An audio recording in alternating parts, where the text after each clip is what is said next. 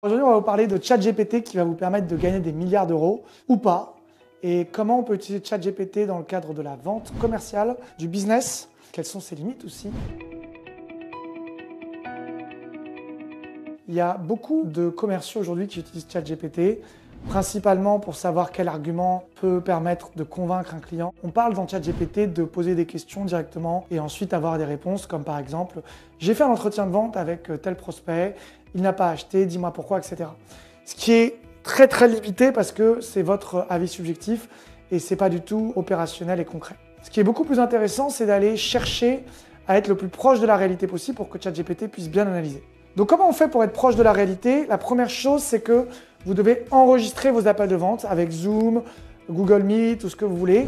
Donc il enregistre tout et vous pouvez demander à vos prospects, bien sûr en introduisant au début, j'enregistre pour des raisons de qualité, d'amélioration de contenu, ça reste confidentiel, ça ne passera pas sur des chaînes, etc. Donc vous pouvez prévenir vos prospects, vous pouvez me donner les bénéfices à votre prospect en disant ça va te servir pour pouvoir mieux comprendre tes besoins, pour pouvoir te faire une offre plus personnalisée ou pour t'envoyer un résumé en fait de notre appel. À partir de là, vous avez enregistré finalement ce qu'il a dit et vous récupérez le fichier texte en fait que vous avez ensuite en téléchargement ou le fichier audio. Si c'est un fichier audio, vous pouvez ensuite le traduire en texte. Il y a des logiciels aussi qui permettent de traduire la vidéo en texte et donc en fait à la fin vous avez un fichier texte qui correspond à votre appel de vente.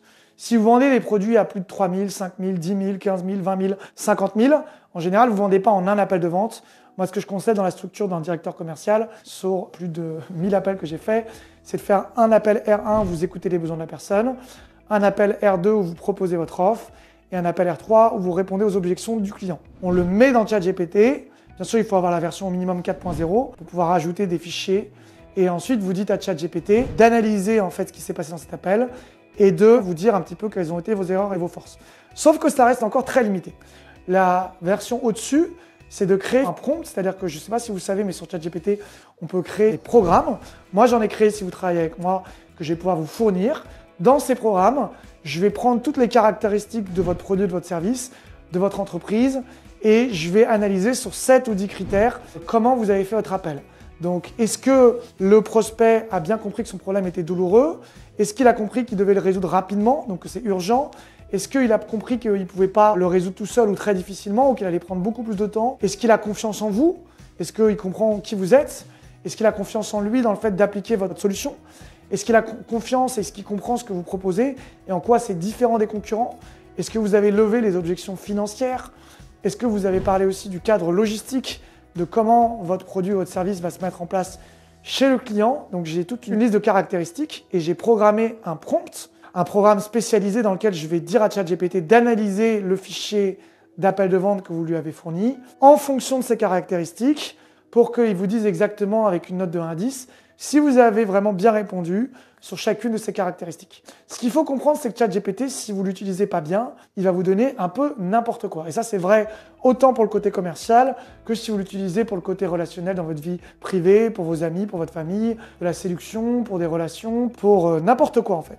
Donc ce qui est très important quand on utilise ChatGPT, c'est d'avoir un bon prompt, c'est-à-dire d'avoir une bonne programmation qui correspond bien au cœur de métier que vous voulez répondre et qui met en fait un cadre pour ChatGPT assez clair de qu'est-ce qui est important et qu'est-ce qui ne l'est pas. Sinon, ChatGPT, ce qu'il a tendance à faire, c'est à suivre ce que vous lui dites. Si vous mettez votre focus sur quelque chose qui n'est pas important, sur un domaine que vous ne maîtrisez pas encore, donc moi, il se trouve que ça fait 10 ans que je suis dans une expertise sur la vente, et bien ChatGPT va mettre son focus sur des choses qui ne sont pas importantes en fait en réalité, et va vous donner des conseils qui sont certes peut-être pertinents, mais qui ne sont pas le point le plus important sur votre qualité de commercial. Et c'est là où avoir un bon prompt qui analyse correctement les choses va vous donner des bonnes réponses. Mais encore mieux qu'un prompt, c'est de comprendre l'intelligence qu'il y a derrière, puisque le prompt ne fait que répondre à les exigences de la personne qui l'a programmé.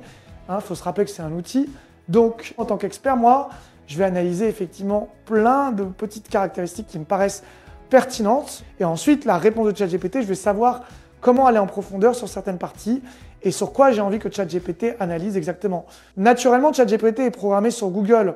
Donc si vous lui dites rien, il va vous demander d'être poli, gentil, à l'écoute, bienveillant, respectueux. Il va utiliser des formules de politesse.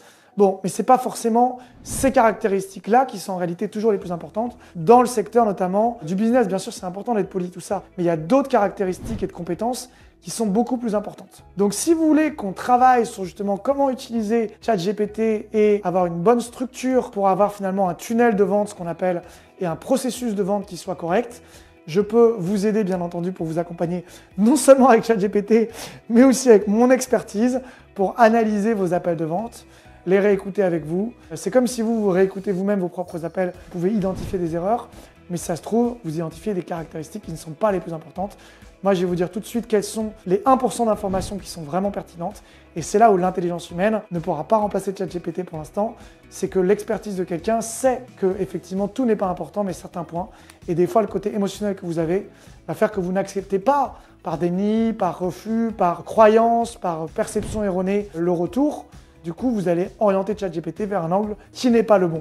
Je vous invite à me contacter et à me dire aussi, vous, comment vous utilisez ChatGPT pour le côté commercial et vente. On pourrait parler aussi d'autres prompts que j'ai créés pour le côté marketing, pour le côté relance client, pour le côté fidélisation client. Et donc, je vous dis à très bientôt. C'était Raphaël Diaz de Coaching Communication. N'hésitez pas à mettre un like, à vous abonner et à me dire en commentaire comment vous utilisez l'intelligence artificielle dans votre business.